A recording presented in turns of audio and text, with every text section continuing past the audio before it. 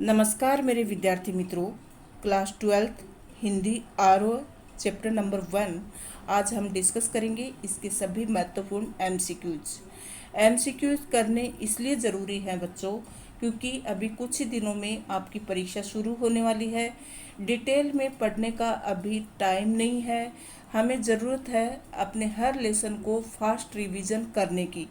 तो उसके लिए मैं आपके समक्ष लेकर प्रस्तुत हूँ वो छोटे छोटे वीडियोस, जिसके माध्यम से आपका बेहतर रिवीजन हो पाएगा। वस्तुनिष्ठ प्रश्नों के साथ आपकी तैयारी को और मजबूती मिलेगी। इसके लिए प्रत्येक वीडियो को ध्यानपूर्वक सुने और पीडीएफ को ध्यानपूर्वक पढ़ें, क्योंकि इन वीडियोज के माध्यम से आपका न केवल रिवीजन होगा, बल्कि आपको ये पता चलेगा कि आपने अपनी तैयारी में कमी कहाँ रखी है। और अगर आपके सारे प्रश्न सही होते हैं तो आप ये समझिए कि आपकी तैयारी बहुत अच्छी है और आप अच्छी रैंक लाने वालों में हो। चलिए शुरू करते हैं आज का पहला चैप्टर। और आपको बताना है कि ये आइडिया कैसा लगा वस्तुनिष्ठ प्रश्नों वाला, ताकि हम आगे की रणनीति और अच्छी बना पाएँ। चलिए शुरू करते हैं। पहली जो पोइम है आत्म परिचय और एक गीत। इसके सभी बहुविकल्पी प्रश्न उत्तर हैं, उनको हम देखने वाले हैं। आपको मन में इनके उत्तर सोच लेना है कि इसका कौन सा हो सकता है। फिर भी इसके साथ ही उत्तर मैंने दे दिए हैं। अगर आपको चाहिए कि मैं उत्तर आपको पीपीटी में नहीं बताऊं, तो फिर अगले वीडियो में हम आंसर हटा देंगे, ताकि आपको ये समझ में आए कि आपका ये उत्तर सही है या गलत है। इस वीडियो में मैंने साथ साथ में ही दिए हैं, तो आपको बताना है कि आगे क्या करना है। चलिए शुरू करते हैं। आत्म परिचय कविता के रचनाकार हैं जयशंकर प्रसाद, हरिवंश राय बच्चन, रामधारी सिंह दिनकर, सूर्यकांत त्रिपाठी निराला। तो इसका सही ऑप्शन बच्चों यहाँ पर दिया हुआ है हरिवंश राय बच्चन। तो आत्म परिचय जो कविता है वो किसने लिखी? हरिवंश राय बच्चन ने। क्योंकि हमने ये कविता पढ़ रखी है, इसका सरल भावार्थ समझ रखा है, तो हमें ये पता होना चाहिए कि इस कविता के कवि कौन है। कविता के कवि कौन है? हरिवंश राय बच्चन। चलिए दूसरा प्रश्न, कवि किसका भार लिए फिरता है? तो घर बार का, कार्यालय का, जगजीवन का, आसपास का? नहीं। कवि किसका भार लिए फिरता है? उत्तर है जगजीवन का। चलिए अगला प्रश्न है, कवि जीवन में क्या लिए फिरता है? प्यास, आस, उल्लास, प्यार। तो कवि जीवन में प्यार लिए फिरता है।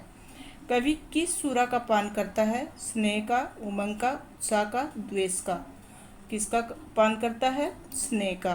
कवि कैसा संसार लिए फिरता है? यथार्थ, आदर्श, स्वप्निल, सुखी। तो कवि संसार लिए फिरता है कैसा? स्वप्निल, मतलब सपने लेने वाला संसार हमेशा अपने जीवन में लेके चलता है।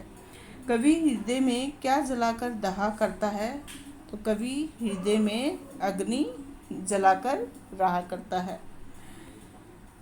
कवि किस अवस्था का उन्माद लिए फिरता है? तो कौन सी अवस्था ऐसी होती है जिसमें उन्माद, उमंग, उत्साह ये सब होता है? तो बच्चों आपको पता ही है वो युवा अवस्था होती है। तो कवि भी किस अवस्था का उन्माद लिए फिरते हैं? युवा अवस्था के।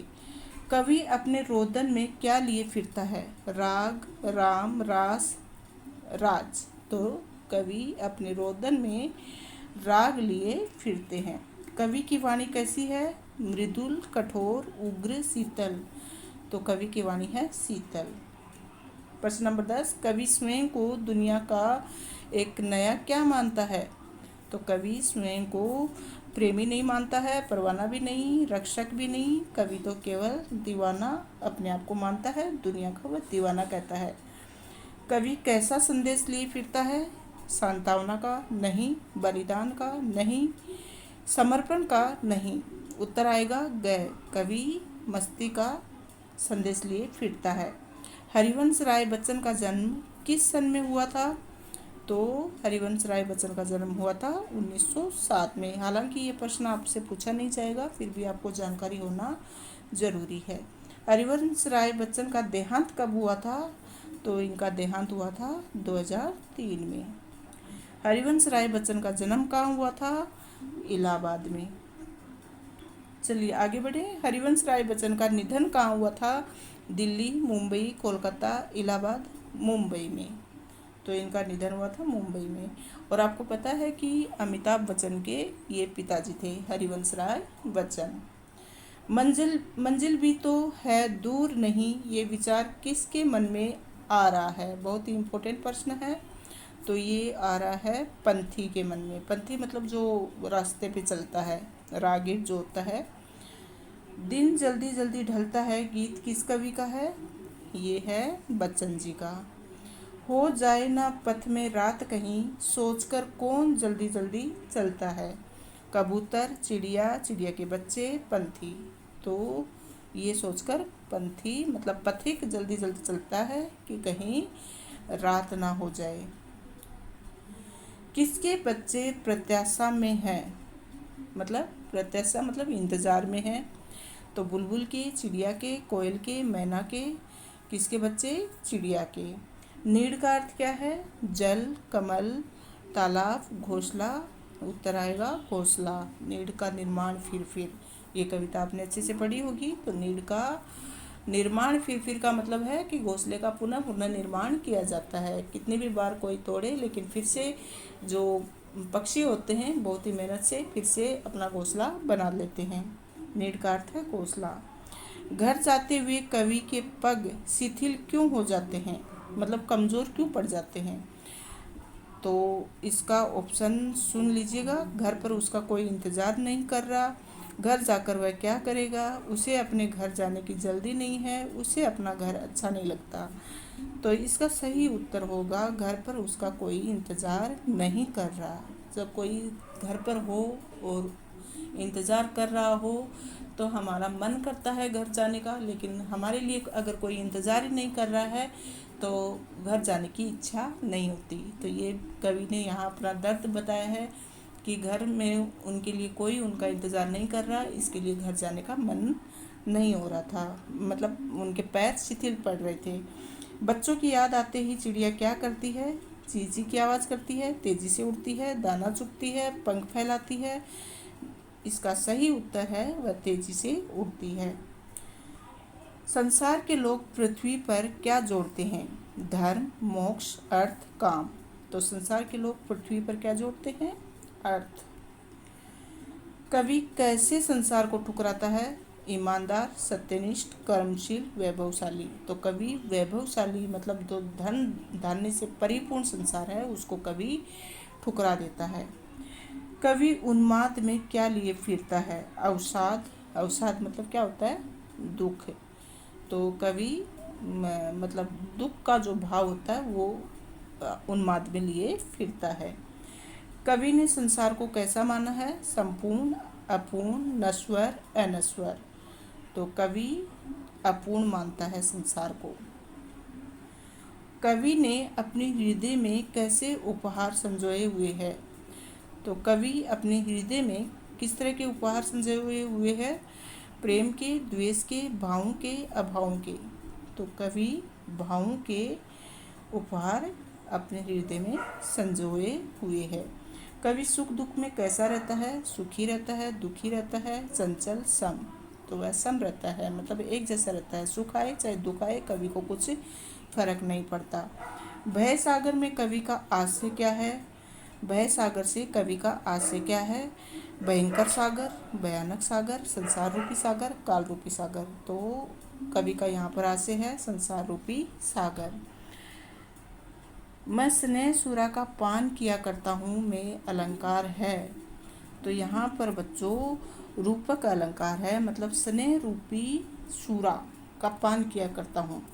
तो आपको रूपक, उपमा, उत्प्रेक्षा, अतिशयोक्ति इन अलंकारों के बारे में जानकारी होगी। नहीं हो तो कमेंट बॉक्स में अवश्य लिखें, इनके ऊपर भी एक वीडियो आपको मिल जाएगा। तो उपमा का अर्थ होता है कि उसके जैसा, जैसे हिरनी की सी चाल है ना, और नागिन के से बाल।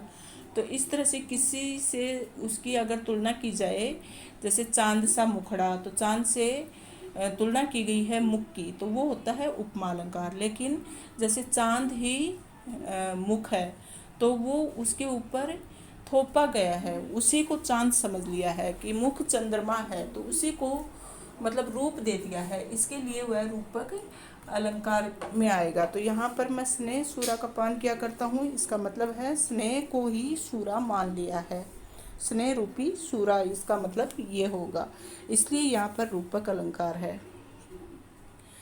एक गीत कविता में कवि ने समय को कैसा माना है? स्थिर, परिवर्तनशील, तीव्र, उग्र।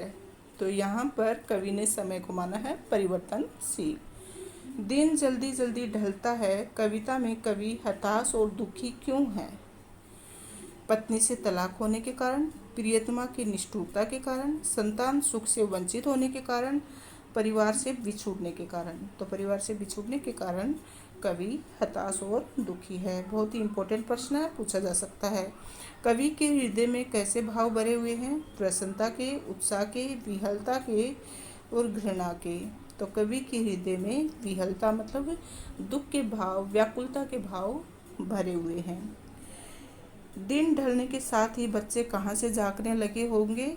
खिड़की से, छत से, दरवाजे से, नीड़ों से। तो बच्चे तो चिड़िया के बच्चे हैं, वो घोंसलों में ही रहते हैं, इसके लिए यहाँ पर आएगा नीड़ों से। शीघ्र अपने बच्चों के पास पहुँचने की इच्छा चिड़िया की किस क्रिया से प्रकट होती है? चहचहाने से, तेज उड़ने से, पीड़ा में तड़पने से, जल्दी जल्दी दाना चुगने से। तो इसका सही उत्तर आएगा बच्चों तेज उड़ने से। दिन जल्दी जल्दी ढलता है गीत में नीड़ों से झांक रहे बच्चों का ध्यान चिड़िया के परों में क्या बढ़ता है? तो चंचलता बढ़ता है कि नीड़ों से बच्चे झांक रहे हैं और इससे चिड़िया के जो पैर हैं उनमें चंचलता आ जाती है। दिन जल्दी जल्दी ढलता है कविता में दिन का पंथी किसे कहा गया है? तो सूर्य को कहा गया है। मुझसे मिलने को कौन विकल? दिन जल्दी जल्दी ढलता है गीत का ये प्रश्न उर में क्या भरता है? तो ये विहलता भरता है कि मुझसे मिलने के लिए कौन व्याकुल होगा, मेरा कौन इंतज़ार कर रहा होगा, मेरे घर में कौन है, ऐसा कवि सोचते हैं। और उनके उर उर मतलब हृदय में कैसा भाव आता है? विहलता मतलब व्याकुलता का भाव आता है। पतंग कविता में खरगोश की आँखों जैसा किसे कहा गया है? लाल सवेरा, बौछार, पतंग, पतला कागज, लाल सवेरा को। मैं हूँ किसके हित चंचल, दिन जल्दी जल्दी ढलता है गीत का ये प्रश्न पैरों को कैसा कर देता है? शिथिल कर देता है। कवि के फूट पड़ने को समाज ने क्या कहा? छंद बनाना कहा।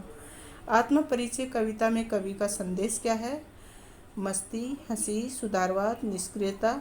तो इसका सही उत्तर है मस्ती। पंथ में होने वाली रात की आशंका से कौन भयभीत रहता है? प्रेमी, तपस्वी, थकापंथी, कारीगर। तो इसका सही उत्तर है थकापंथी। हिंदी आरो चैप्टर नंबर 2 पतंग क्लास 12 से आज हम इस लेसन पर थोड़ा डिस्कस करेंगे। शुरू करते हैं आज के महत्वपूर्ण एमसीक्यूज। पतंग कविता के कवि कौन हैं? तो आपको हर पोएम के, हर लेसन के कवि और लेखक पता होना चाहिए, सबसे महत्वपूर्ण बात ये है हर लेसन के लिए। तो इसके जो कवि हैं आलोक धनवा। कवि ने तेज बौछारों के जाने के साथ ही किस महीने के भी चले जाने की बात कही?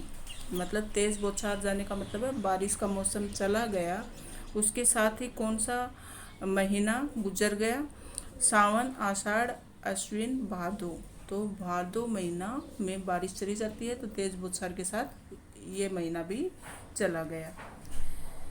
किसकी आँखों जैसा लाल सवेरा हुआ?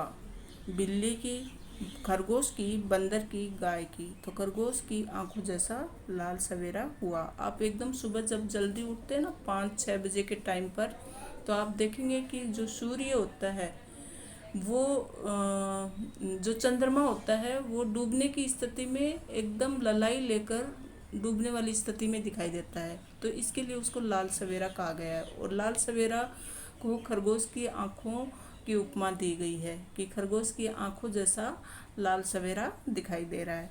फूलों को पार करते हुए कौन सी ऋतु आई? शरद ऋतु आई, वसंत, पावस, ग्रीष्म। तो शरद ऋतु आई। शरद आया फूलों को पार करते हुए में अलंकार है।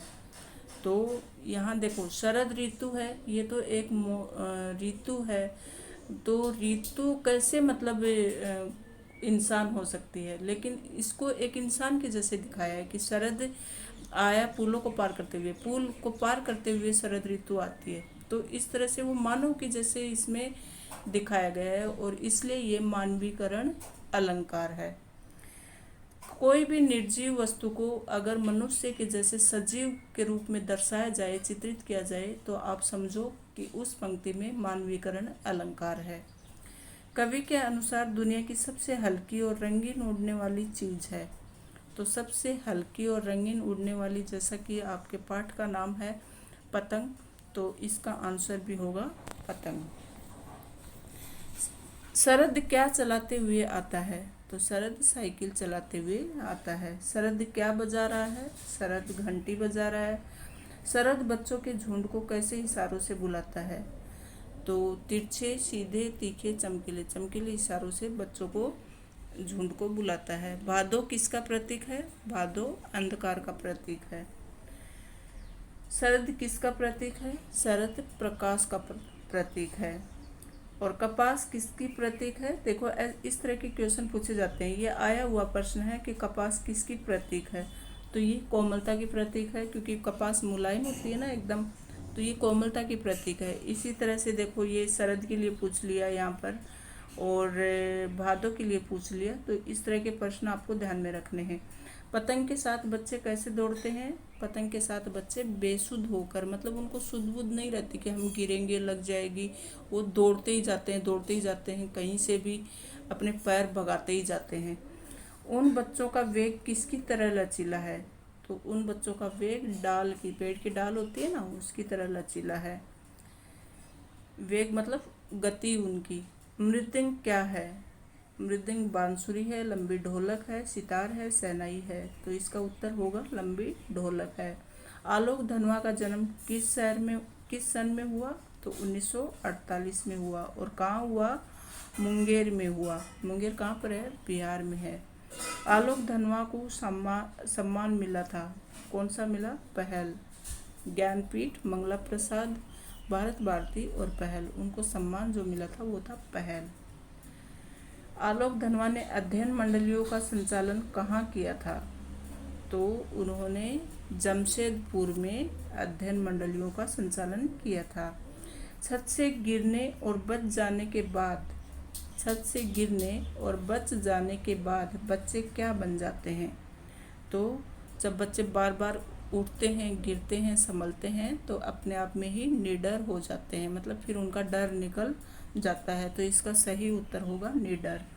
पतंगों के साथ साथ वे भी उड़ रहे हैं, इससे आशय क्या है, मतलब इसका मतलब क्या है? पतंगों के साथ साथ वे भी उड़ रहे हैं, तो इसका आशय है आकाश छू लेने का एहसास होना, कि मतलब पतंग जैसे जैसे उड़ती है ना, बच्चे भी उसके साथ साथ उड़ते रहते हैं, उनको मतलब आकाश छू लेने का एहसास उस समय होता है।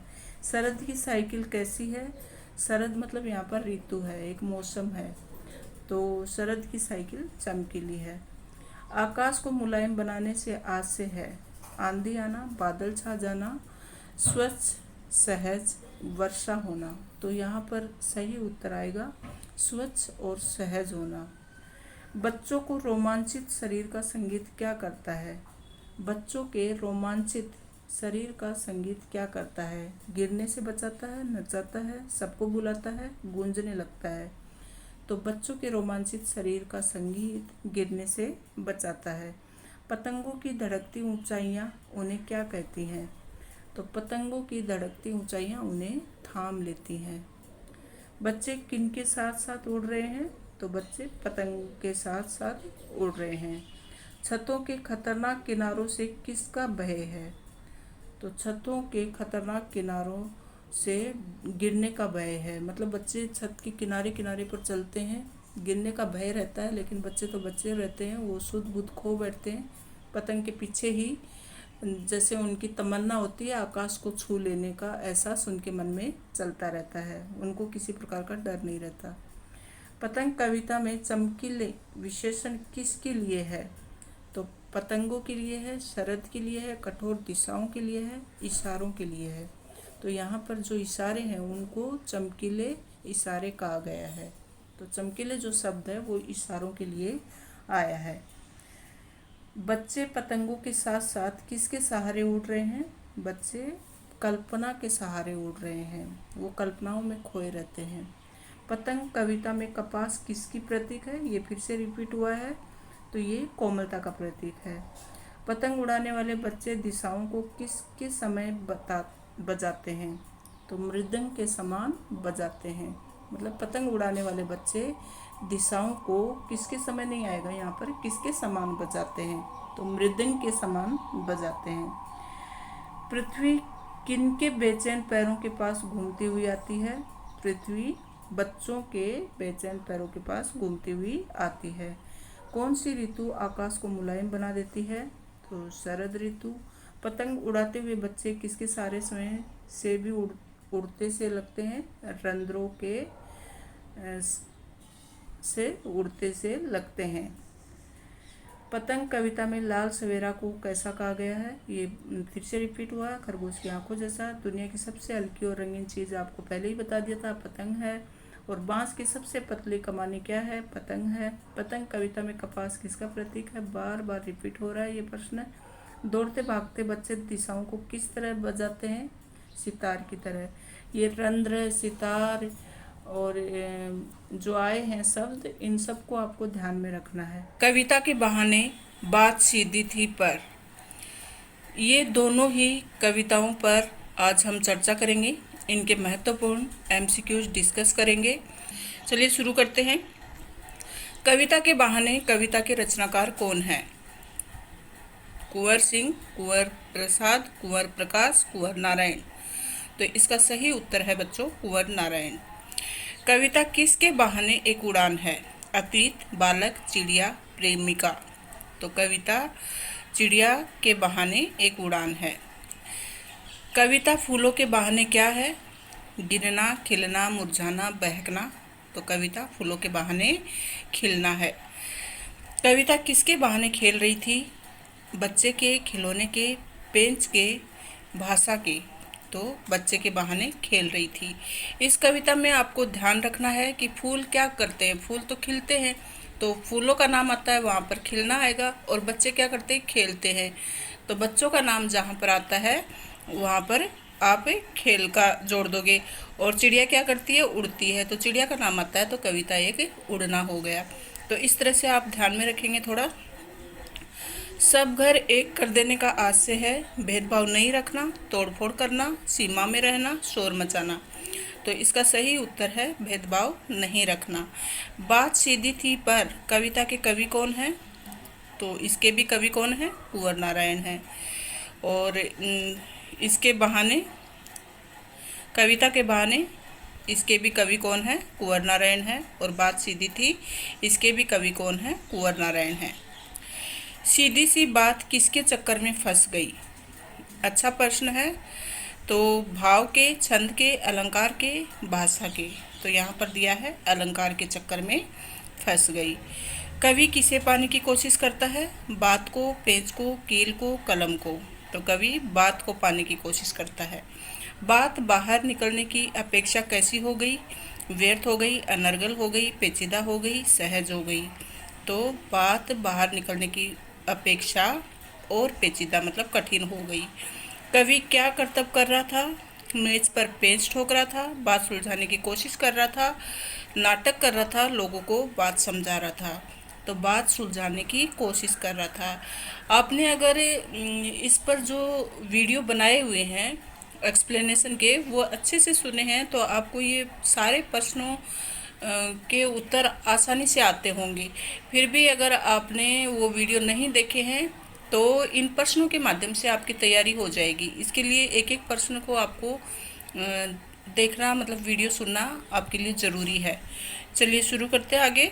बात कवि के साथ कैसे खेल रही थी? खिलौने के समान, खिलाड़ी के समान, बच्चे के समान, भाग्य के समान। तो बात कवि के साथ बच्चे के समान खेल रही थी। बात की चूड़ी मर जाना से कवि का तात्पर्य क्या है? बहुत ही अच्छा प्रश्न है, पूछा जा सकता है। तो बात की चूड़ी मर जाना का अर्थ है बात प्रभावहीन हो गई। मतलब कोई भी चीज़ होती है, उसका पेच हम जड़ते हैं और उसकी चूड़ी ख़त्म हो गई होती है, तो वो उसके कुछ मायने नहीं रहते, वो अच्छे से फिट नहीं हो पाती है, वो घूमती रहती है। इसी तरह बात की चूड़ी मर जाना का मतलब है कि बात में कुछ अब उद्देश्य नहीं रहा है, वो बात बेबात हो गई है। तो यहाँ पर है बात प्रभावहीन हो जाना, उसका कोई प्रभाव नहीं रहना। बात की पेंच खोलना प्रतीक से स्पष्ट होता है, स्पष्ट होना, समझना आना, उलझ जाना, बहस करना। तो बात की पेंच खोलना मतलब वो बात एकदम स्पष्ट हो गई। बात का शरारती बच्चे की तरह खेलना है बात समझ जाना, तर्कपूर्ण होना, समझ नहीं आना, प्रभावी होना। तो समझ नहीं आना, शरारती बच्चे की तरह खेलने का मतलब है कि बात समझ में ही नहीं आई। मुझे पसीना पोंछते देखकर पूछा में अलंकार है रूपक, अनुप्रास, उत्प्रेक्षा, येमक। तो यहाँ पर देखो बच्चों, अनुप्रास की क्या पहचान है? आपको एक ही वर्ण बार बार दिखाई देगा, एक से अधिक बार दिखाई देगा। तो यहाँ देखो पसीना और पहुँचते लगातार पसीना में प है पहला वर्ण, फिर पहुँचते में प है पहला वर्ण। तो इस तरह से अनुप्रास अलंकार की पहचान क्या है कि वर्णों के प्रारंभ में या बीच में कहीं भी आपको एक ही वर्ण की आवर्ती दिखेगी, मतलब वो वर्ण बार बार आएगा, तो वो अनुप्रास अलंकार होता है। कुंवर नारायण का जन्म किस सन में हुआ था? 1927 में कुंवर नारायण का हुआ था जन्म। कुंवर नारायण द्वारा रचित प्रबंध काव्य है रश्मिरथी, उर्वशी, आत्मजयी, कामायनी। तो आत्मजयी इनके द्वारा रचित प्रबंध काव्य है। कुंवर नारायण को किस कवि के नाम पर सम्मान मिला था? तो कुंवर नारायण को कबीर के नाम पर सम्मान मिला था। कविता के बहाने कविता कवि के किस काव्य संग्रह से ली गई है? बहुत अच्छा प्रश्न है, पूछा जा सकता है, ध्यान में रखना आपको। तो ये ली गई है इन दिनों काव्य संग्रह से। मतलब ऑप्शन देख लीजिए, इन दिनों, कोई दूसरा नहीं, आमने सामने और चक्रव्यूह। तो ये जो कविता के बहाने कविता है, ये इन दिनों काव्य संग्रह से ली गई है। बात सीधी थी पर ये किससे ली गई है? ये ली गई है कोई दूसरा नहीं, काव्य संग्रह से। ध्यान में रखेंगे कि कविता के बहाने जो ली गई है वो इन दिनों से, और बात सीधी थी पर ये ली गई है कोई दूसरा नहीं, इस काव्य संग्रह से। कविता किसका खेल है?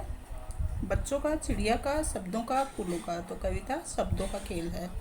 तो कविता में तो शब्द ही होते हैं ना, शब्द होते हैं और भाव होते हैं, तो कविता एक तरह से शब्दों का खेल है।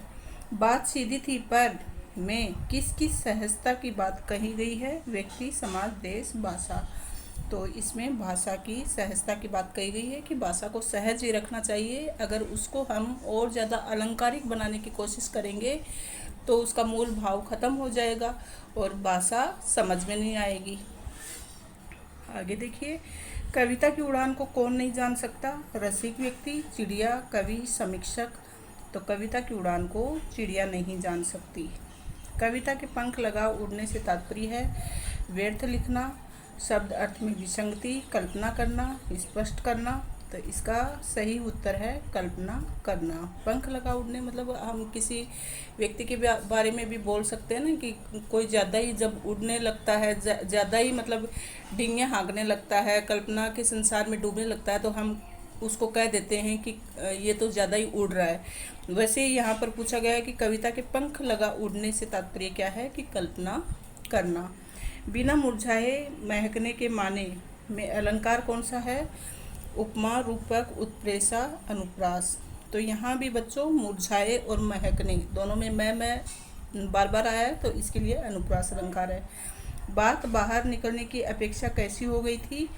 बात पेचीदा हो गई थी। मतलब बात पहले भी आ चुका है ये प्रश्न, फिर से पूछा गया है कि बात बाहर निकलने की अपेक्षा सरल नहीं, वक्र नहीं, व्यर्थ नहीं, पेचीदा हो गई थी। ध्यान रखेंगे इस प्रश्न को। आडंबरपूर्ण शब्दों के प्रयोग से भाषा कैसी हो जाती है? तो हम बढ़ा चढ़ाकर अगर कोई चीज़ को लिखना चाहते हैं तो वो भाषा एकदम से आडंबरपूर्ण लगती है और वो अस्पष्ट हो जाती है, मतलब वो स्पष्ट नहीं होती है, कि हमें समझ में नहीं आती कि इसमें बताया क्या गया है। कुंवर नारायण किस संवेदना के कवि हैं? ग्राम्य, नागर, कसवाई, व्याकुल। तो वो नागर संवेदना के कवि हैं। बात सीधी थी पर में कवि ने किस पर बल दिया है?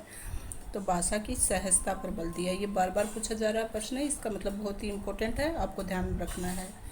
अच्छी कविता का बनना सही बात का सही किससे जुड़ना है?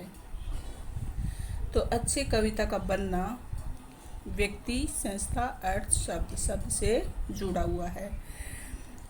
बात की पेंच खोलना से कवि का क्या तात्पर्य है? बात का उलझना, बात का प्रभावहीन होना, बात का स्पष्ट होना, बात का तर्कपूर्ण होना। तो इसका तात्पर्य है बात का स्पष्ट होना। कवि से शरारती बच्चे के समान कौन खेल रही थी? तो बात खेल रही थी, ये पहले भी हम डिस्कस कर चुके हैं। भाषा के साथ साथ बात कैसी होती गई? पेचीदा होती गई। भाषा के क्या करने से बात और अधिक पेचीदा हो गई? तोड़ने मरोड़ने, उलटने पलटने, घुमाने फिराने, उपयुक्त सभी। तो उपयुक्त सभी आएगा कि बात को ज़्यादा तोड़ा मरोड़ा गया, उसको उल्टा पलटा गया, उसको घुमाया फिराया गया, तो बात निकलने के बजाय और ज़्यादा पेचीदा बन गई। बात कवि के साथ किसके समान खेल रही थी? तो बात कवि के साथ बच्चे के समान खेल रही थी। कवि ने कविता के लिए क्या उपमान दिया है? तो खेल का, कि कविता एक खेल की तरह होती है। बात जरा टेढ़ी फंसने का मूल कारण क्या है? विवाद, अर्थवाद, संवाद, भाषा। तो इसका मूल कारण है अर्थवाद। उसका अर्थ निकालने के चक्कर में वो टेढ़ी होती गई। बिना मुरझाए क्या महकती है? कविता, सरिता, वनिता, हर्षिता।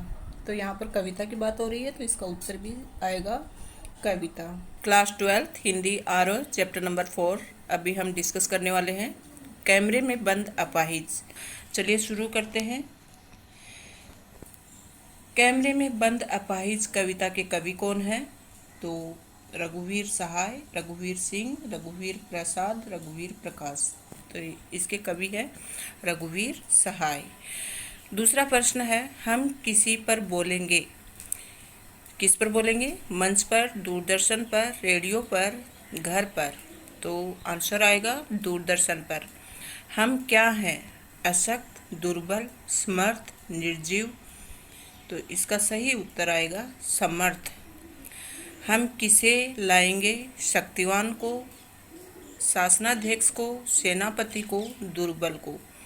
तो कैमरे के सामने किसकी बात कर रहे हैं? ये दुर्बल को लाने की बात कर रहे हैं। दुर्बल को हम कहाँ ले जाएंगे? मंच पर, बंद कमरे में, घर पर, मेले में। तो ले जाएंगे बंद कमरे में। हम दूरदर्शन पर क्या बोलेंगे?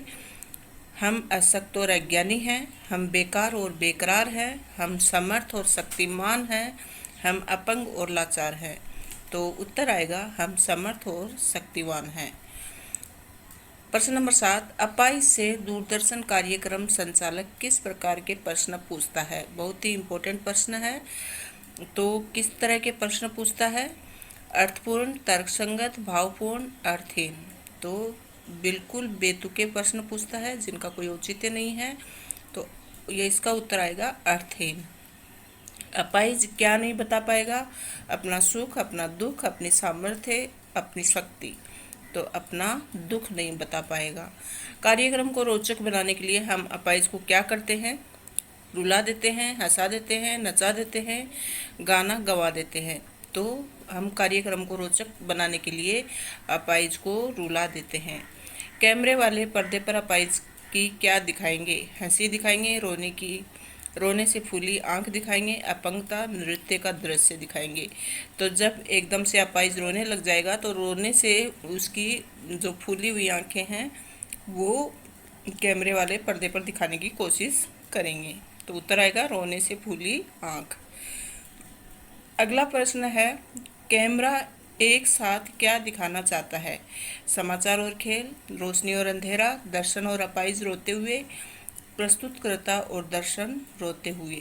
तो दर्शन और अपाहिज रोते हुए एक साथ दिखाना चाहता है। यहाँ दर्शन नहीं आएगा, दर्शक आएगा मेरे ख्याल से। दर्शक और नहीं, हाँ, दर्शक और अपाहिज रोते हुए। प्रश्न नंबर 12, पर्दे पर किस बात की कीमत है? पर्दे पर किस बात की कीमत है? दर्शक की, अपाहिज की, प्रस्तुतकर्ता की, वक्त की। तो पर्दे पर वक्त की यानी कि समय की कीमत है। कार्यक्रम समाप्त करते समय प्रस्तुतकर्ता क्या करेगा? मुस्कुराकर धन्यवाद करेगा, खेदपूर्ण धन्यवाद, रोते हुए धन्यवाद, कुछ भी नहीं, तो रोते हुए धन्यवाद करेगा। प्रस्तुतकर्ता दर्शकों को क्या रखने के लिए अनुरोध करता है? शांति, धैर्य, हिम्मत, दया। तो धैर्य रखने के लिए अनुरोध करता है। अगला प्रश्न है, प्रस्तुतकर्ता बस करो, नहीं हुआ, रहने दो, क्यों कहता है? अपाहिज और दर्शक नहीं रोए, प्रस्तुतकर्ता और दर्शक नहीं रोए, अपाहिज और प्रस्तुतकर्ता नहीं रोए, कैमरा खराब हो गया। तो अपाहिज और दर्शक नहीं रोए, तो इसलिए वह कहता है बस करो, नहीं हुआ, रहने दो। रघुवीर साय का जन्म किस सन में हुआ? 1929 में। रघुवीर साय का जन्म कहाँ हुआ था? लखनऊ में। और इनका निधन कहाँ हुआ? कौन से सन में हुआ? 1990 में। इनका निधन कहाँ पर हुआ? दिल्ली में। रघुवीर साय को कौन सा पुरस्कार मिला? साहित्य अकादमी पुरस्कार। और अगला प्रश्न है जो कि बहुत इंपॉर्टेंट है, पर्दे पर किसकी कीमत बताई गई? वक्त की। बार बार पूछा गया है, ध्यान रखना। रघुवीर साय हैदराबाद से प्रकाशित किस पत्रिका में कार्य करते थे? कल्पना पत्रिका में। कैमरे में बंद अपाहिज कविता कवि के किस संग्रह से ली गई है? तो ये ली गई है जो लोग भूल गए हैं। कैमरे वाले एक और कोशिश क्यों करना चाहते हैं? अच्छा प्रश्न है, पूछ सकते हैं। तो क्यों कोशिश करना चाहते हैं? अपाहिज की अपंगता को उभारने के लिए। कैमरे में बंद अपाहिज कविता किस पर व्यंग्य है? अपाहिजों पर, दर्शक पर, व्यवस्था पर, दूरदर्शन वालों पर। तो दूरदर्शन वालों पर व्यंग्य किया गया है। जो है ना, कैमरामैन किस तरह से छोटी सी न्यूज़ को बड़ा चढ़ाकर दिखाते हैं और सामने वाले पर क्या बीत रही होगी इस बात की बिल्कुल भी परवाह नहीं करते। तो ये कवि का ये सब दिखाने का मतलब है कि दूरदर्शन वालों पर एक तरह से व्यंग्य कसना है। दूरदर्शन वाले किस किस संवेदना से खिलवाड़ कर रहे हैं? कैमरामैन, दर्शकों, प्रस्तुतकर्ता और अपाहिज के साथ खिलवाड़ कर रहे हैं। कैमरे में बंद अपाहिज किस छंद में रचित कविता है? तो कवित, चौपाई, मुक्त, दोहा। ये मुक्त छंद से रचित कविता है। दूरदर्शन पर किस उद्देश्य से युक्त कार्यक्रम दिखाया जा रहा था? धार्मिक, वैज्ञानिक, मनोवैज्ञानिक, सामाजिक। तो एक तरह से ये सामाजिक बुराई है, इसके लिए इसको सामाजिक ही कहेंगे। अब मुस्कुराएंगे हम। इस पंक्ति में हम कौन हैं? तो दूरदर्शन वाले, अपाहिज, दर्शक, कवि। तो इसमें है दूरदर्शन वाले। कैमरे में बंद अपाहिज करुणा के मुखौटे में छिपी किसकी कविता है? तो ये एक तरह से दिखाने को तो दूरदर्शन वाले करुणा का भाव व्यक्त करना चाहते हैं, लेकिन एक तरह से वो क्रूरता कर रहे हैं। किन पर? अपाहिज पर। दया की, परोपकार की, वात्सल्य की, क्रूरता की। तो ये क्रूरता का मुखौटा छिपा हुआ है दूरदर्शन वालों के अंदर। कैमरे में बंद अपाहिज कविता में कैमरा एक साथ क्या दिखाना चाहता है? सामान्य व्यक्ति की दुर्दशा, समाचार और खेल, दर्शक और अपाहिज रोते हुए, नए और पुराने कार्यक्रम। तो इसमें दर्शक और अपाहिज रोते हुए। कैमरे में बंद अपाहिज कविता में समर्थ शक्तिवान किसे कहा जाता है? दूरदर्शन वालों को। अच्छा प्रश्न है, ध्यान रखना। कैमरे में बंद अपाहिज कविता में समर्थ शक्तिवान जो है वो दूरदर्शन वालों को कहा गया है। दूरदर्शन वाले बंद कमरे में किसे लाए थे? दुर्बल को, सबल को, अपंग को, बीमार को। तो अपंग को मतलब अपाहिज को लेकर आए थे। अपाहिज के होठों पर क्या दिखाई देता है? उलझन, कसमसाहट, पीड़ा, मुस्कान। तो कसमसाहट दिखाई देती है। अगला प्रश्न है, कैमरे में बंद अपाहिज कविता में दूरदर्शन कर्मियों की किस मनोवृत्ति को दर्शाया गया है? तो यहाँ पर संवेदनशीलता, संवेदनहीनता, करुणा, दुर्बलता। तो संवेदनहीनता दिखाया गया है। कैमरे वाला किन्हें साथ साथ रुलाना चाहता है? नायक, नायिका, भाई बहन, अपाहिज दर्शक, सखा सखी। तो अपाहिज दर्शक दोनों को साथ साथ रुलाना चाहता है। शहर स्वीकारा है हिंदी आरोह क्लास 12 चैप्टर नंबर 5 आज डिस्कस करने वाले हैं। इससे पहले हमने एक पोइम पर डिस्कस किया था, वो थी कैमरे में बंद अपाहिज। आपको बताना है कि ये कविता किसके द्वारा रची गई थी। कैमरे में बंद अपाहिज ये किसकी रचना है, ये आपको बताना है। पहला प्रश्न, सहज स्वीकार है कविता के कवि हैं। गजाकर गजानन आएगा, गजानन माधव मुक्तिबोध, गिरधर माधव मुक्तिबोध, गजामुख माधव मुक्तिबोध। तो इसका सही उत्तर है गजानन माधव मुक्तिबोध। जिंदगी में जो कुछ है, जो भी है, उसे कैसे स्वीकारा है। तो किस तरह से स्वीकारा है कवि ने, सहर्ष, समवेत, सहज, सरोज। तो जैसा कि कविता का नाम ही है सहर्ष स्वीकारा है, तो इसका सही उत्तर आएगा सहर्ष। पहला ऑप्शन सही है। कवि के अनुसार जो कुछ भी मेरा है वह तुम्हें क्या है, तुम्हारा है, पराया है, प्यारा है, न्यारा है। उत्तर आएगा प्यारा है। गरीबी को कैसा बताया है, शर्मिली, दुखभरी, सुखदायक, गर्बीली। तो गरीबी को यहाँ पर बताया है गर्बीली।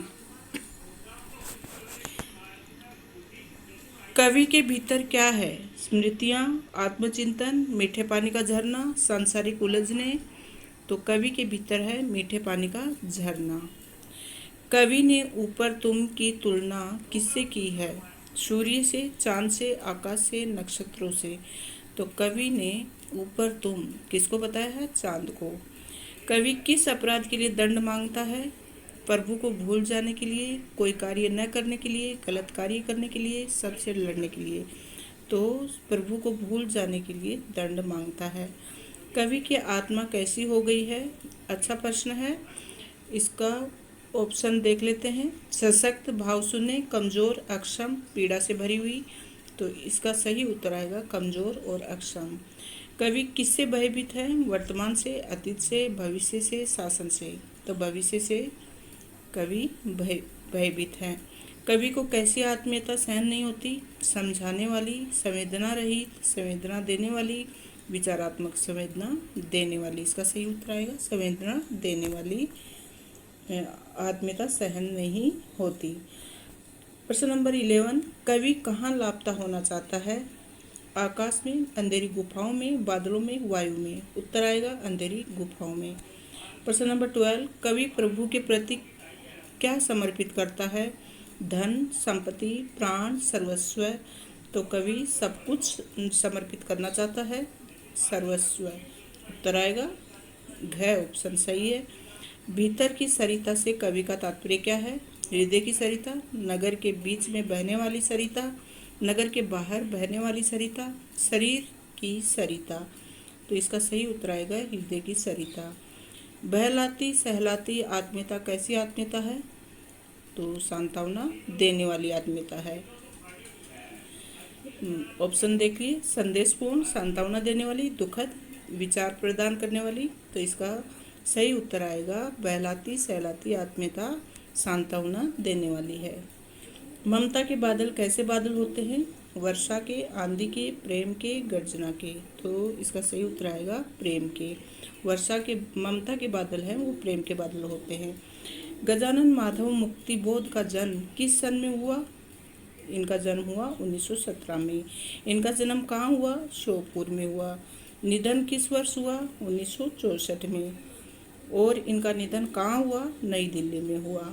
ये सभी कवियों के आपको जन्म स्थान, जन्म, निधन और निधन का स्थान आपको ध्यान में रखना है। और इनकी जो कविता उसका नाम और इनकी कविता कौन से काव्य संग्रह से ली गई, ये सब बातें भी नॉर्मल सामान्य परिचय आपको सबको आना चाहिए। शहर स्वीकारा है कविता कवि के किस काव्य संग्रह से ली गई है, तो ये भूरी भूरी खाक धूल काव्य संग्रह से ली गई है। शहर स्वीकारा कविता में किस भाव की प्रधानता है, तो इसमें विनय भाव की, विनम्रता से कवि मतलब अपनी बात रख रहा है, तो विनय भाव आएगा यहाँ पर। कवि ने अपने अनुभवों को किस प्रकार का बताया है, तो अपने अनुभव कवि बताते हैं यहाँ दुखद। देखिए ये जो प्रश्न है कि कविता में किस भाव की प्रधानता है, इस प्रकार के प्रश्नों को आपको ध्यान में रखना चाहिए। जब आप कविता का भावार्थ समझ रहे होते हैं तब आपको पता होना चाहिए कि कविता का मूल भाव क्या है और इसका ये किस प्रकार की कविता है। मतलब कवि कविता रचते समय सुखद अनुभूति कर रहा है या फिर दुखद, या फिर उत्साह वाली कविता है, या फिर विनय वाली कविता है, या फिर मतलब वात्सल्य रस वाली कविता है, या श्रृंगार प्रधान कविता है। ये इस तरह की भावना आपको पहले से ही समझ लेनी है कि कविता किस टाइप की है, क्योंकि इस प्रकार के प्रश्न अक्सर बोर्ड के एग्जाम में पूछे जाते हैं। फिर अगला प्रश्न है, कवि ने अपने अनुभवों को किस प्रकार का बताया है। अच्छा प्रश्न है, सुखद, गंभीर, दुखद, सुंदर। तो दुखद बताया है। ये विचार वैभव शब्द में अलंकार है। देखिए अनुप्रास अलंकार, जो कि मैंने पहली कविता में भी चर्चा की थी कि अनुप्रास अलंकार की पहचान क्या होती है, कि उसमें मतलब एक ही वर्ण की बार बार आवृत्ति होती है। जैसे विचार, वैभव, तो यहाँ पर भी वह है और वैभव में भी वह है, तो इस तरह से 2 बार आया एक ही वर्ण, तो यह अनुप्रास अलंकार है। गर्बिली, गरीबी, इसमें भी अगर अलंकार पूछे तो अनुप्रास आएगा। गर्बिली में ग है और गरीबी में ग है, तो इस तरह से। लेकिन यहाँ पर क्या पूछा है, गर्बिली गरीबी ये है, यह में गर्बिली क्या है, गर्बिली एक विशेषण है। कवि ने अंधकार को कैसा कहा है, दक्षिणी ध्रुवी, उत्तरी ध्रुवी, पूर्वी ध्रुवी, पश्चिमी ध्रुवी, तो ये दक्षिणी ध्रुवी है। मुस्काता चांद जो धरती पर रात भर में अलंकार है, मतलब जैसा जो उसके समान। तो ये जो है, तो चांद का मुस्काना, चांद कोई इंसान तो है नहीं, फिर भी उसको एक मानव का रूप दिया गया है यहाँ पर, तो उसका मानवीकरण किया गया है। इसलिए इसमें इस पंक्ति में जो अलंकार है वो मानवीकरण अलंकार है। सहर्ष स्वीकारा है, कविता में कवि ने अपनी प्रियतमा के चेहरे की तुलना किससे की है, कमल से, आने से, चांद से, आकाश से। तो कवि ने अपनी प्रियतमा की जो तुलना है वो चांद से की है। कवि से क्या नहीं सहा जाता, गहन अंधकार, रमणीय उजाला, धूप में खड़ा होना, शोर शराबा। तो गहन अंधकार कवि से सहन नहीं होता।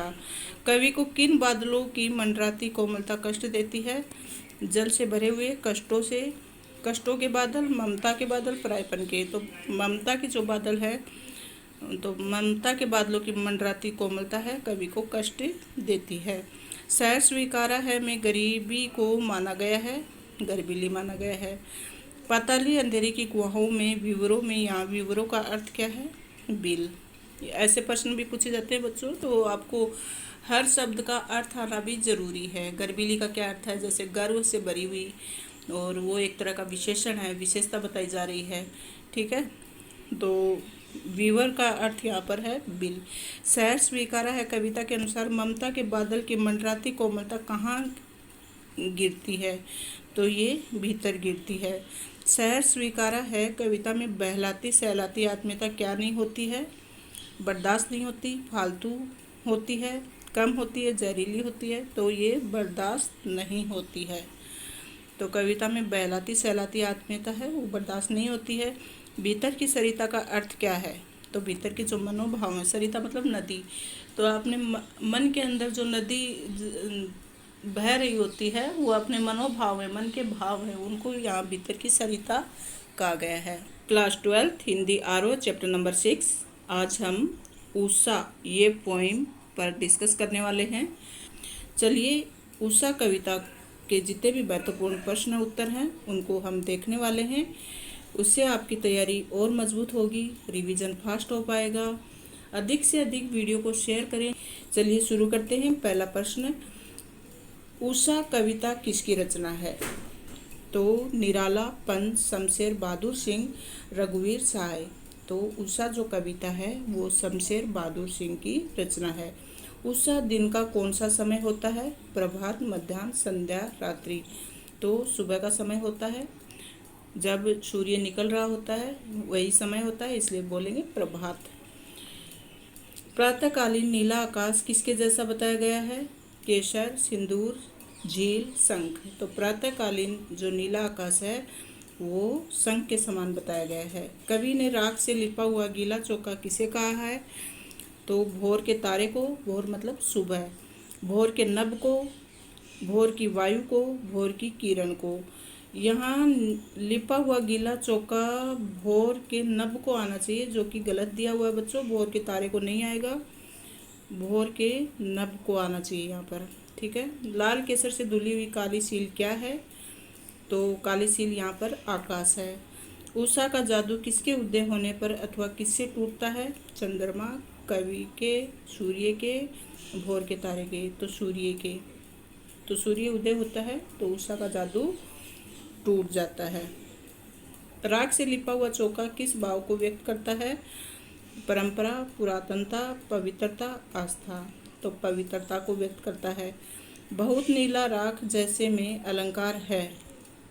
अनुप्रास, यमक / उपमा। यहाँ पर बच्चों उपमा अलंकार आएगा, क्योंकि जो राख से लिपा हुआ चौका है उसको उपमा दी गई है, मतलब आकाश से उसकी तुलना की गई है। तो जहाँ पर तुलना का भाव हो वहाँ पे उपमा अलंकार आएगा।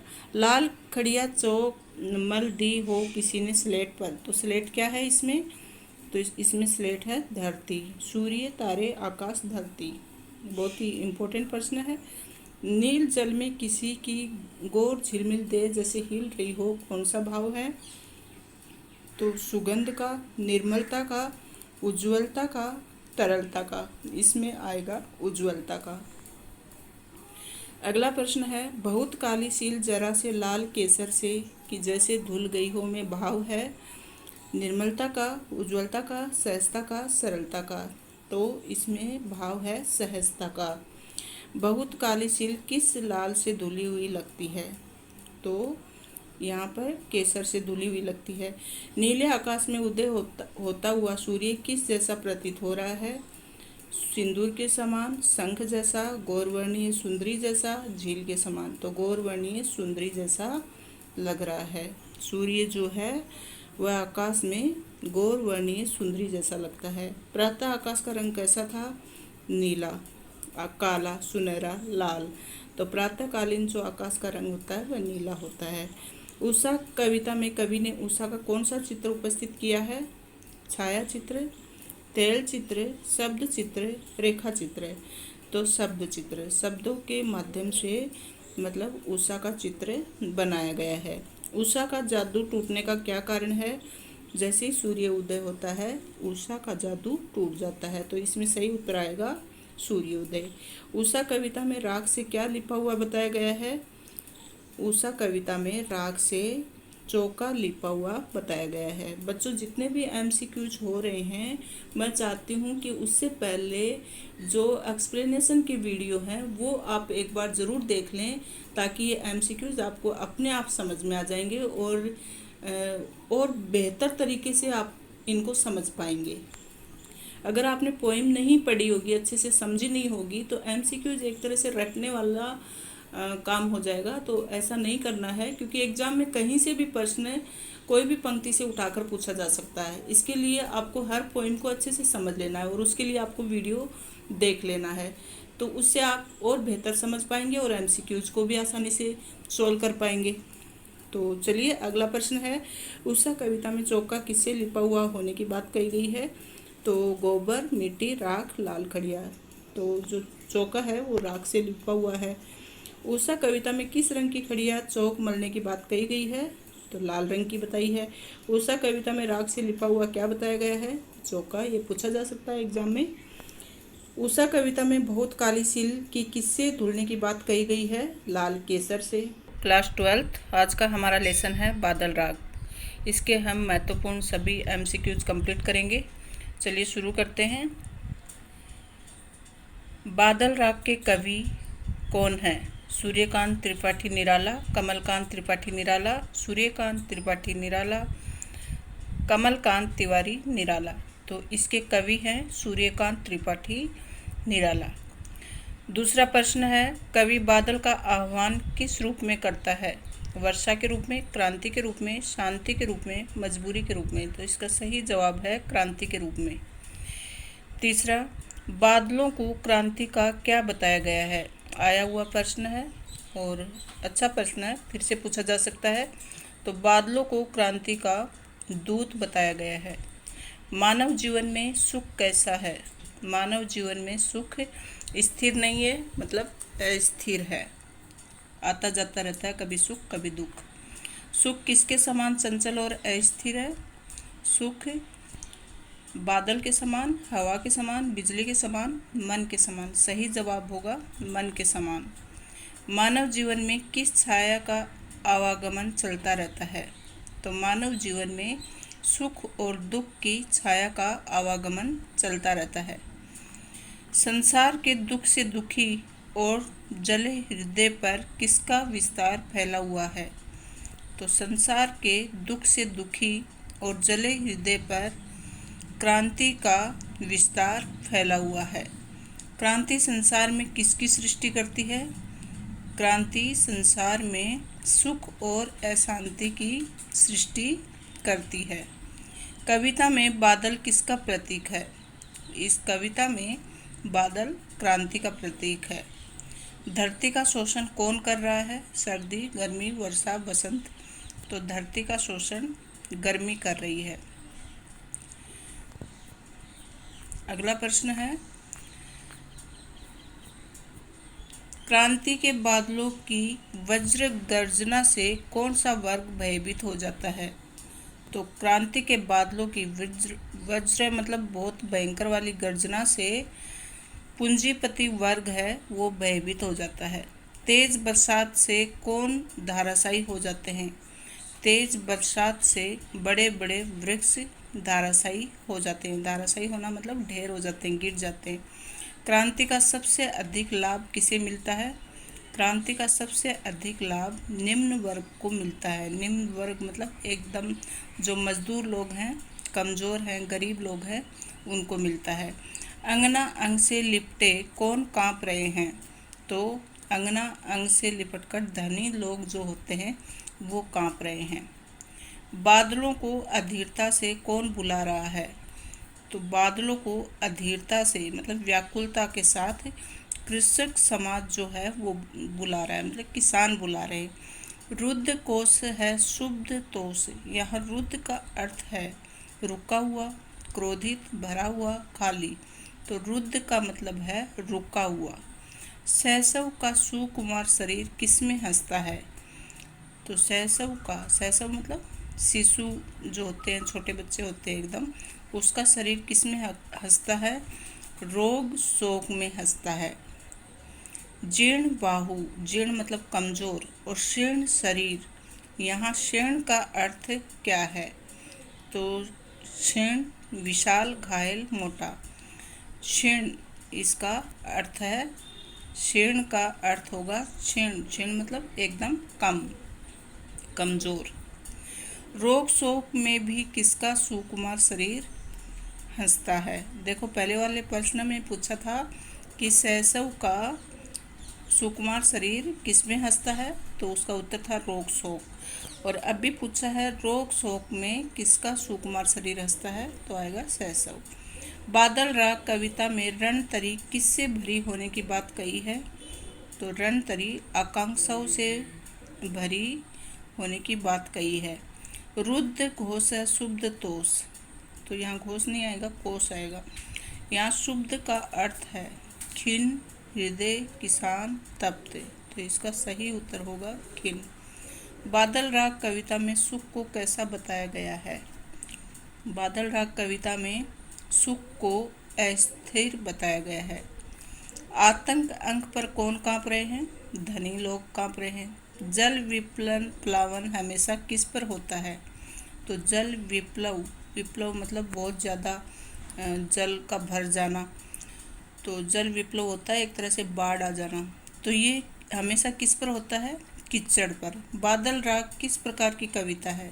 बादल राग प्रगतिवादी कविता है। कविता के भी अलग अलग रूप होते हैं, जैसे छायावादी, प्रयोगवादी, नई कविता, स्वच्छंदवादी। तो ये जो कविता है बादल राग, ये प्रगतिवादी कविता है। निराला ने किस छंद में रचनाएं लिखी?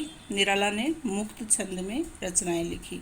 बादल राग कविता किस काव्य संग्रह से संकलित है? ये अनामिका से संकलित है।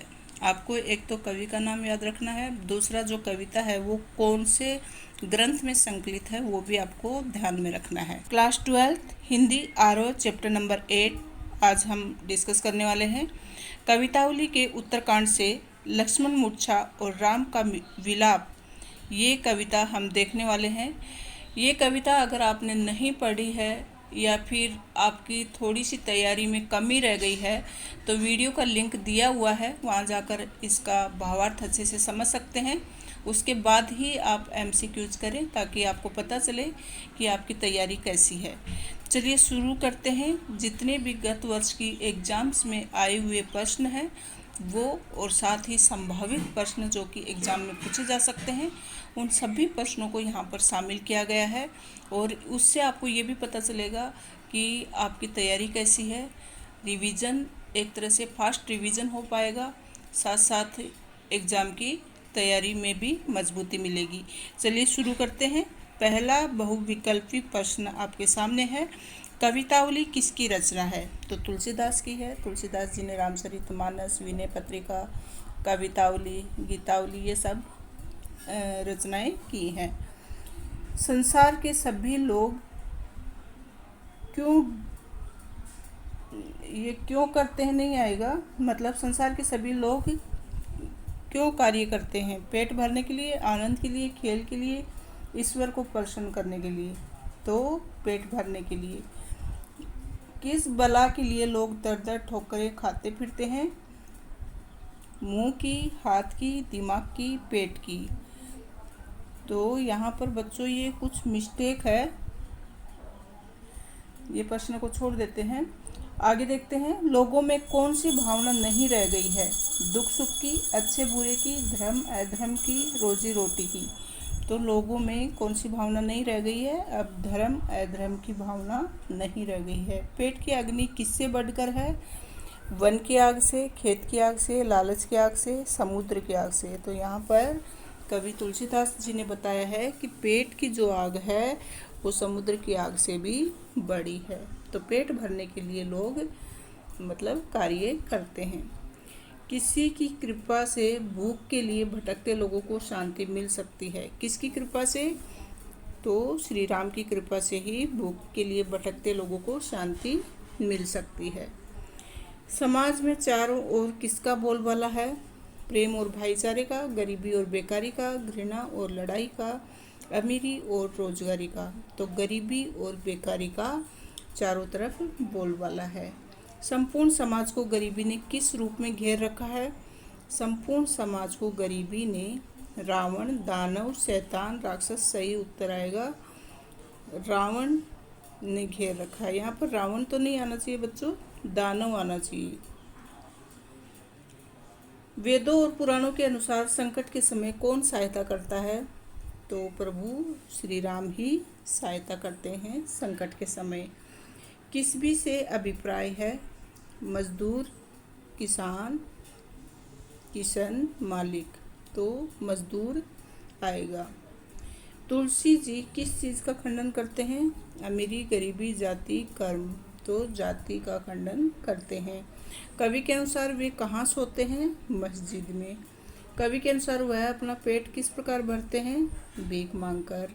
कवितावली उत्तरकांड में से कौन सा छंद है? तो कवि छंद का प्रयोग किया गया है। दरिद्र दशानन में अलंकार है। तो दरिद्र रूपी दशानन, यहाँ पर आएगा रूपक अलंकार। कवितावली उत्तरकांड में से किस शैली का वर्णन किया गया है? तो इसमें कौन सी शैली? अभिधात्मक, मतलब सीधी सीधी भाषा का प्रयोग किया गया है। लक्ष्मण मूर्छा और राम का विलाप किसकी रचना है? तुलसीदास जी की। हनुमान राम जी से क्या लाने की आज्ञा मांगते हैं? सीता, संजीवनी बूटी, प्राणनाशक बूटी, जीवनदायिनी बूटी। तो संजीवनी बूटी के लिए कहते हैं। राम जी के एकनिष्ठ भक्त कौन थे? मतलब सिर्फ एक ही जो राम जी में ही निष्ठा रखते थे, ऐसे भक्त कौन थे? वो थे हनुमान जी। लक्ष्मण मूर्छा और राम का विलाप में किस भाषा का प्रयोग हुआ है? तो इसमें अवधी भाषा का प्रयोग हुआ है। लक्ष्मण मूर्छा और राम का विलाप में किस रस का प्रयोग हुआ है? तो करुण रस का प्रयोग हुआ है। बच्चों, जहाँ युद्ध की बात आए, देश के सम्मान की बात आए, राष्ट्रीय भावना के लिए युद्ध किया जाए, तो वहाँ पर वीर रस होता है। और वात्सल्य रस, जहाँ माँ का अपने बच्चे के प्रति जो लगाव होता है, प्यार होता है, वो वात्सल्य रस में आता है। और करुण रस, जहाँ पर दया की भावना दिखाई दे, एकदम मतलब ऐसी स्थिति हो जाए जिसमें अपने रोंगटे खड़े हो जाएं, एकदम दया वाली बातें हमें सामने दिखें, तो वो करुण रस। नारी हानि विशेष क्षति नाही, यहाँ क्षति का अर्थ है मतलब हानि, क्षति का अर्थ है हानि होना। जगदम्बा हरि आनी अब सठ चाहत कल्याण, ये पंक्ति किसने कही? राम ने कही, लक्ष्मण ने कही, कुंभकर्ण ने कही, रावण ने कही। तो ये कुंभकर्ण ने कही। लक्ष्मण कहाँ मूर्छित हुए थे? घर में, बाजार में, युद्ध में, उपवन में। तो युद्ध में हुए थे। लक्ष्मण ने राम जी के लिए किस चीज़ का त्याग किया? सब सुखों का, सब दुखों का, सारे धन का, सभी तरह के भोजन का। तो सारे सुखों का लक्ष्मण ने राम के लिए त्याग कर दिया था और उनके साथ वनवास चले गए थे। लक्ष्मण की दशा देखकर साधारण मानव की तरह कौन विलाप करने लगा? तो श्री राम विलाप करने लगे थे, क्योंकि श्री राम तो साधारण मानव नहीं थे।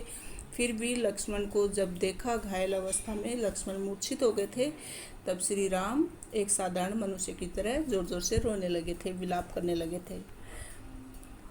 जहाँ राम लक्ष्मणी ही निहारी, सहेऊ विपिन हिम आतम बाता में छंद कौन सा है? यहाँ पर चौपाई है।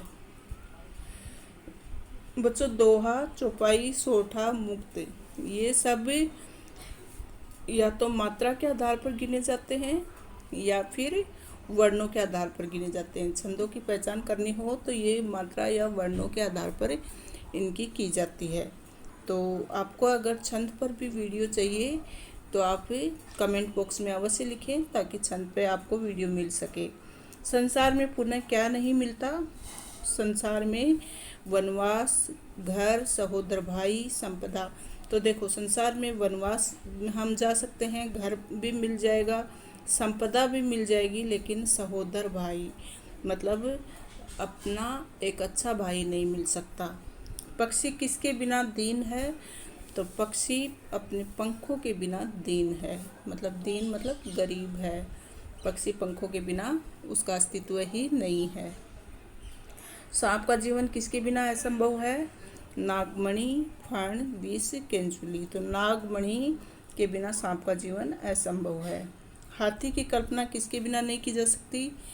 कान के बिना, सूंड के बिना, पूंछ के बिना, पैर के बिना। तो हाथी की कल्पना सूंड के बिना नहीं की जा सकती। श्री राम के मतानुसार किसकी हानि विशेष नहीं है?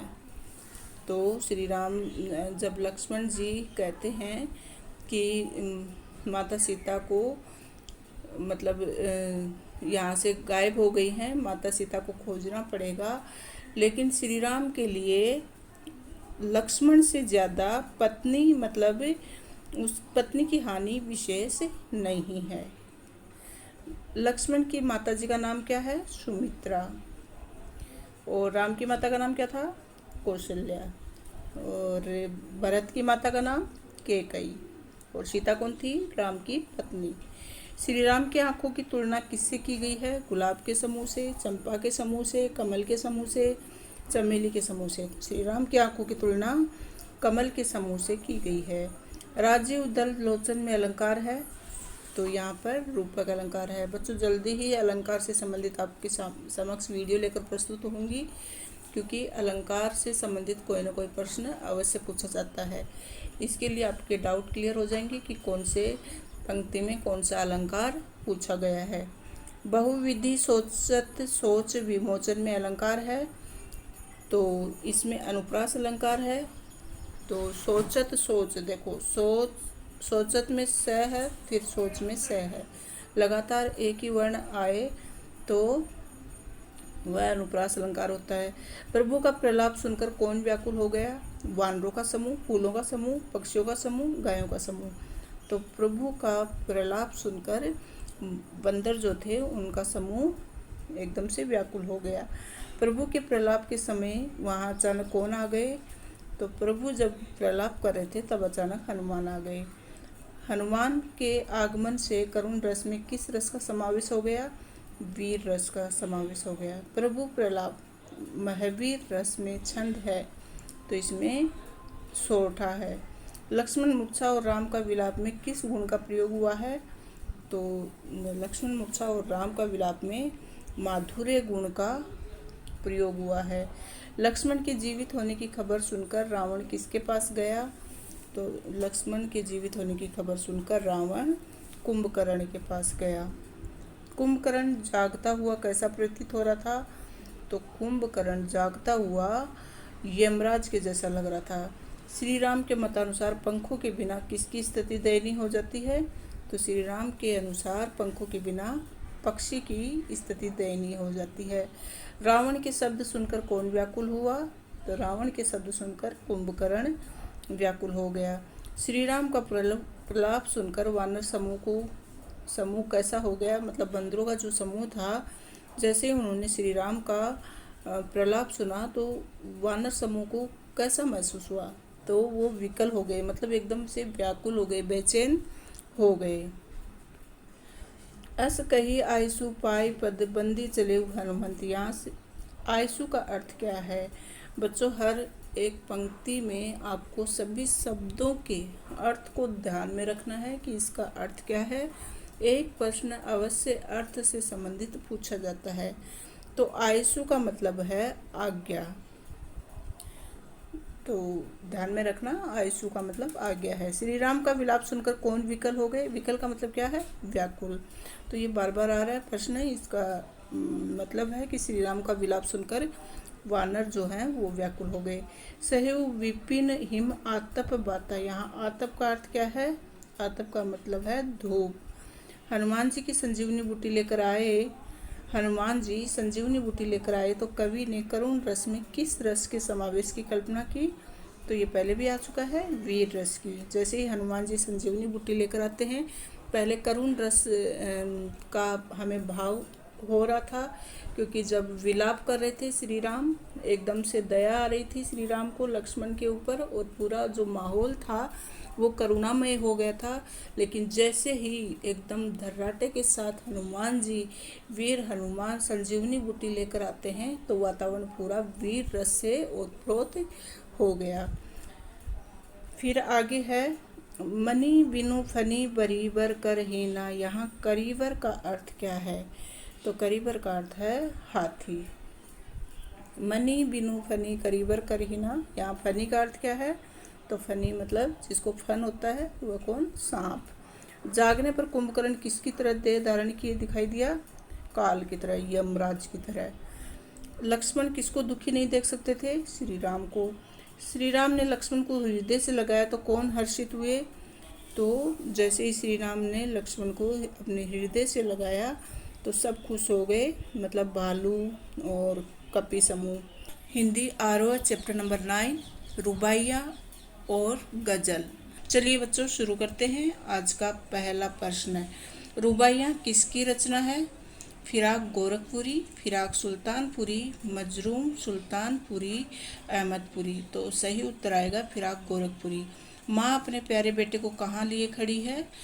घर के मंदिर में, घर की छत पर, घर के आंगन में, घर के द्वार पर। तो माँ अपने प्यारे बेटे को घर के आंगन में लिए खड़ी है। बच्चे की हंसी से क्या गूंज उठता है? आंगन, घर, संपूर्ण वातावरण, संपूर्ण व्यक्तित्व। तो संपूर्ण वातावरण बच्चे की हंसी से गूंज उठता है। माँ बार बार हवा में क्या उछालती है? माँ बार बार बच्चे को हवा में उछालती है। हवा में बच्चे की क्या गूंज रही है? हवा में बच्चे की हंसी गूंज रही है। माँ बच्चे को कैसे जल से नहलाती है? माँ बच्चे को एकदम निर्मल पवित्र जल से नहलाती है। गर्म जल से नहीं, गंगा के जल से भी नहीं, यमुना के जल से भी नहीं, जबकि निर्मल जल से नहलाती है। किस पर्व पर घर लिपे पुते साफ सुथरे तथा सजे धजे होते हैं? दशहरा, रक्षाबंधन, होली, दिवाली। तो दीपावली पे सबके घर साफ सुथरे, लिपे पुते, सजे धजे होते हैं। घर में किससे बने सुंदर खिलौने रखे हैं? तो तो घर में चीनी मिट्टी के बने खिलौने रखे हुए हैं। दीपावली के अवसर पर रूपवती के मुख पर क्या होती है?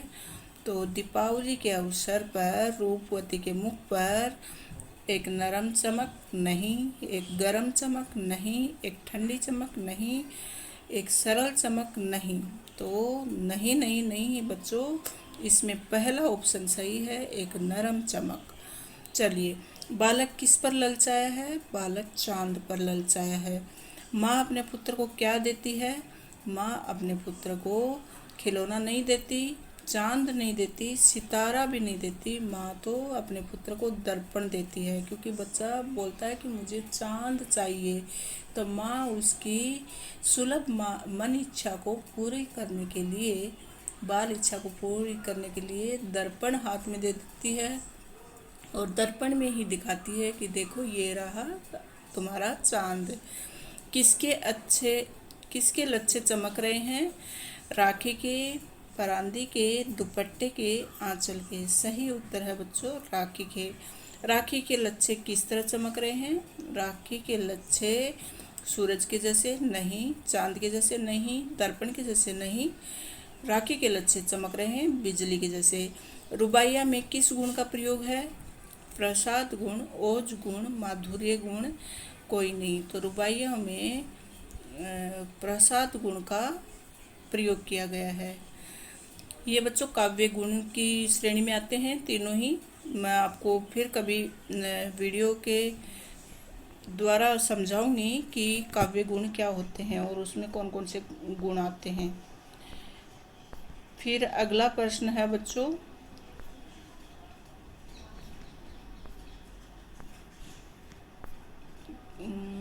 हाँ ये है अगला प्रश्न। रुबाइयों में किस छंद का प्रयोग हुआ है? तो रुबाइयों में रुबाई छंद का प्रयोग हुआ है। रुबाइयों में किस शैली का प्रयोग हुआ है? भावपूर्ण शैली का प्रयोग हुआ है। रुबाइयों में किस रस का प्रयोग हुआ है? ये पूछा गया प्रश्न है और इम्पोर्टेंट है। इसमें वात्सल्य रस, क्योंकि मैंने आपको बताया था पिछले वीडियो में कि माँ का अपने बच्चे के प्रति जो प्रेम होता है, स्नेह होता है, वो वात्सल्य रस की श्रेणी में माना जाता है।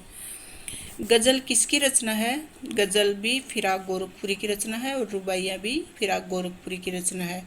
गजल में कवि ने किस ऋतु का वर्णन किया है? गजल में कवि ने बसंत ऋतु का वर्णन किया है।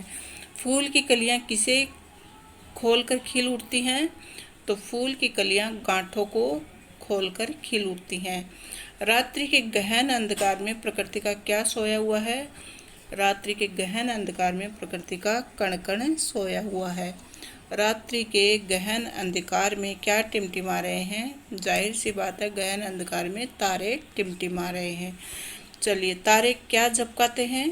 तारे मन, तन, यादें नहीं नहीं, तारे झपकाते हैं आँखें। कौन कवि को बदनाम करना चाहता है? परिवार के लोग, रिश्तेदार, समाज के लोग, देश के लोग। तो कवि को बदनाम करना चाहते हैं समाज के लोग। कवि किस कीमत को अदा करने की बात कहते हैं?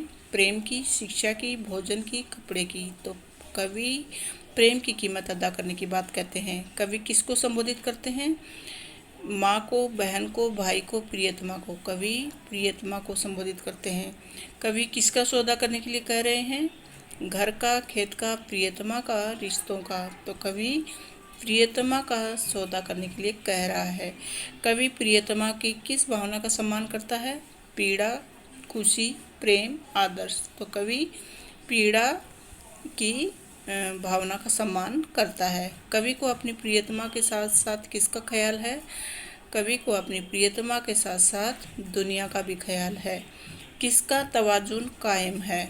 तो फितरत का तवाजुन कायम है। कवि किसकी चमक की बात कर रहा है? मोती, शेरों, हीरा, तारों। तो कवि शेरों की चमक की बात कर रहा है। शराब की महफिल में शराबियों को क्या याद आता है? तो शराब की महफिलों में शराबियों को शराब याद आती है।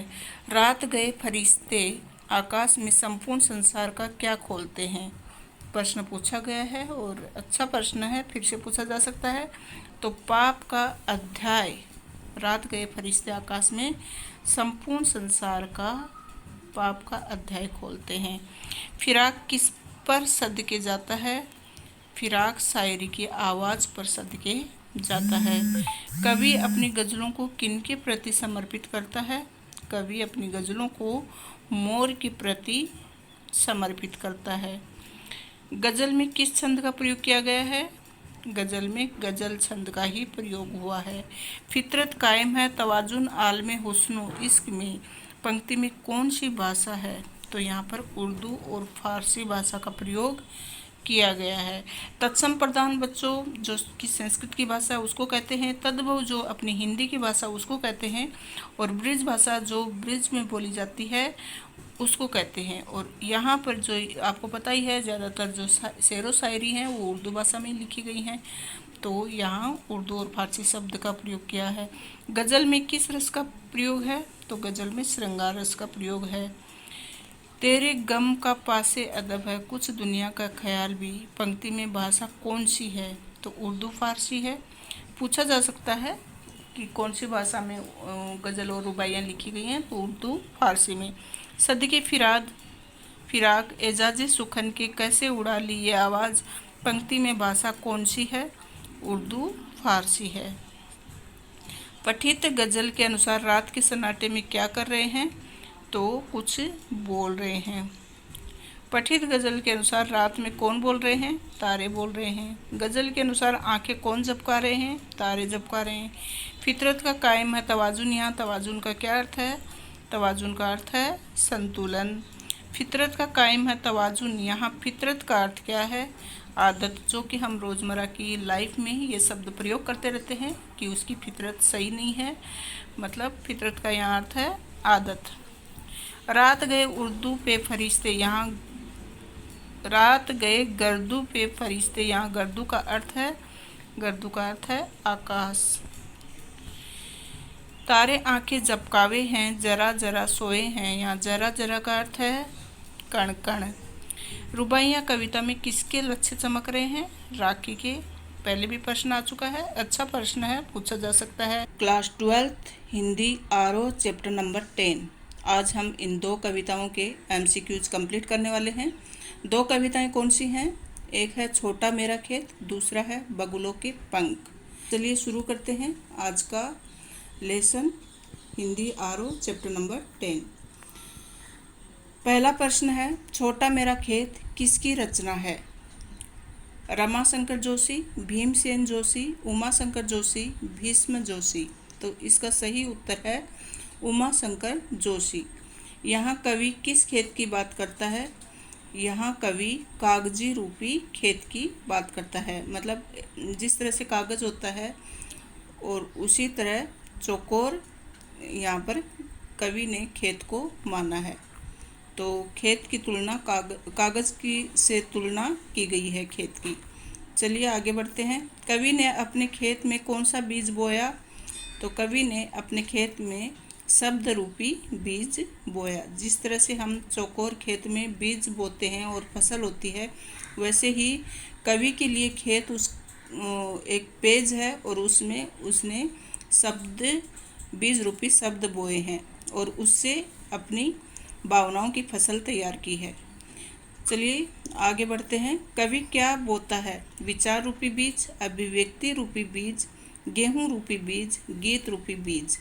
तो अभिव्यक्ति रूपी बीज कवि अपने खेत में बोता है, मतलब कागजी रूपी जो खेत है उसमें शब्दों का अभिव्यक्ति रूपी बीज बोता है। कवि अभिव्यक्ति रूपी बीज किस पर बोया था? तो कवि अभिव्यक्ति रूपी बीज कागज के पृष्ठ पर बोया था। कवि विचारों का बीज बोकर कौन सा रसायन डालता है? तो जिस तरह से हम फसल बोते हैं खेत में और बीज डालते हैं, उसके साथ साथ खाद की भी ज़रूरत होती है, मतलब रसायन डालते हैं, वैसे ही कवि जो पेज पर विचारों और अभिव्यक्ति के बीज बोता है उसमें वह कल्पनाओं का रसायन उसमें डालता है।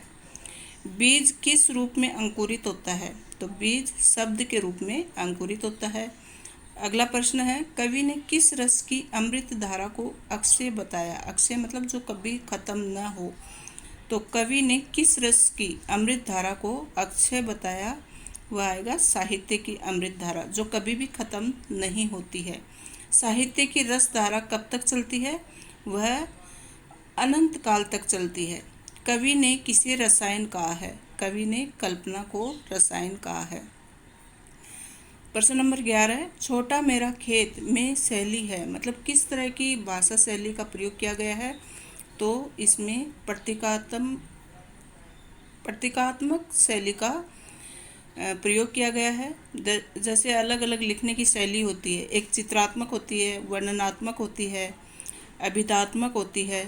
तो यहाँ पर जो शैली प्रयोग की गई है वह प्रतीकात्मक है, मतलब किसी भी चीज़ को प्रतीक मानकर तब शब्दों में कल्पनाओं के साथ शब्द बनाए गए हैं। पल्लव पुष्पों से नमित हुआ विशेष में अलंकार है, तो यहाँ पर रूपक अलंकार है।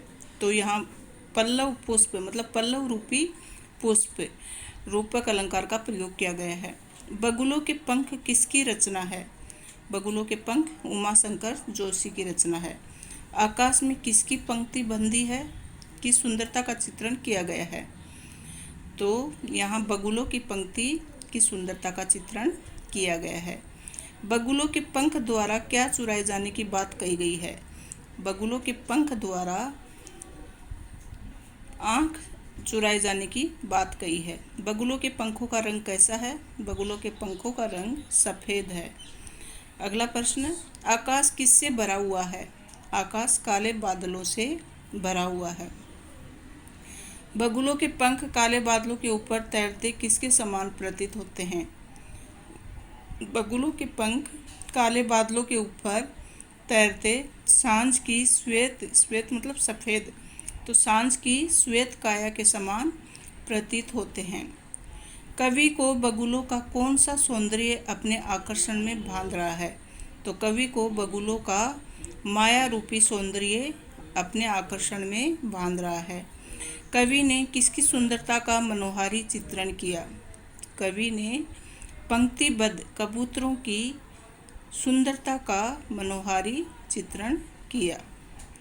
कजरारे बादलों की छाई नम छाया में अलंकार है। कजरारे बादल मतलब बादल कैसे हैं? कजरारे। यहाँ पर रूपक अलंकार का प्रयोग किया गया है। बगुलों के पंख में शैली है। बगुलों के पंख में अभिधात्मक शैली है। बगुलों के पंख में पदावली है, तो बगुलों के पंख में कोमल कांत पदावली है। सतेज से अभिप्राय है, मतलब तेज, जिसमें तेज हो तो उसका अभिप्राय है तेजस्वी। अंधड़ से अभिप्राय है, अंधड़ से अभिप्राय है आंधी। आंधी तूफान होते हैं उसको अंधड़ बोलते हैं। छोटा मेरा खेत कविता में किसकी कटाई की बात कही गई है? क्षण की, अंकुर की, अनंतता की, फसल की। तो छोटा मेरा खेत में किसकी कटाई की बात कही गई है? अनंतता की। बगुले कैसे उड़ रहे हैं? बगुले पंक्तिबद्ध होकर उड़ रहे हैं, मतलब एक ही लाइन में, एक ही कतार में उड़ रहे हैं। कागज का पन्ना के लिए कवि ने क्या उपनाम दिया? तो कागज के पन्ने को चौकोना खेत कवि ने बताया है। बगुलों के पंखों द्वारा आंखें चुराने से क्या तात्पर्य है? तो बगुलों के पंखों द्वारा आंखें चुराने का मतलब है सुंदर दिखाई देना। छोटे चौकोन खेत उपमान का प्रयोग किसके लिए किया गया है? तो ये रिपीट हुआ प्रश्न, कागज के पन्ने के लिए छोटा चौकोन खेत बताया है। छोटा मेरा खेत कविता में कौन झूमने लगे?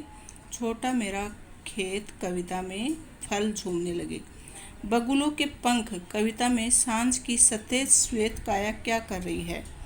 तो बगुलों के पंख कविता में सांझ की सतेज मतलब तेजस्वी और श्वेत मतलब सफ़ेद और काया मतलब शरीर, तो सफ़ेद तेजस्वी काया क्या कर रही है?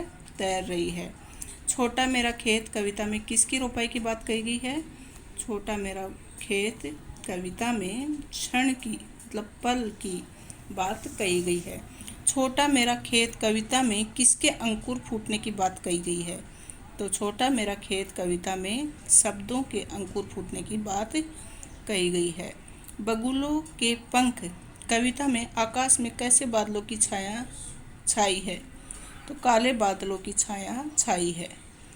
बगुलों के पंख कविता में किस वक्त की सतेज श्वेत काया तैरने की बात कही है? तो सांझ का समय जो है तब बगुलों के पंख कविता में सतेज श्वेत काया तैरने की बात कही है। इस चैनल को आप जल्दी से जल्दी सब्सक्राइब करें, 1 लाख तक पहुंचा दें। और उसके साथ ही मेरा खुद का चैनल है जहां पर आपके लिए ग्रामर के वीडियो बनाए हुए हैं। के कौशिक नाम से चैनल है, उसका लिंक इसके नीचे ही दिया हुआ है, वहां जाकर आप उसको सब्सक्राइब कर सकते हैं। उसमें महत्वपूर्ण ग्रामर से संबंधित सभी वीडियोस आपको देखने को मिलेंगे। थैंक यू स्टूडेंट्स, वीडियो को देखने के लिए बहुत बहुत धन्यवाद। चैनल को सब्सक्राइब कर लें और जल्दी से 1 लाख तक पहुंचा दें। Thank you so much.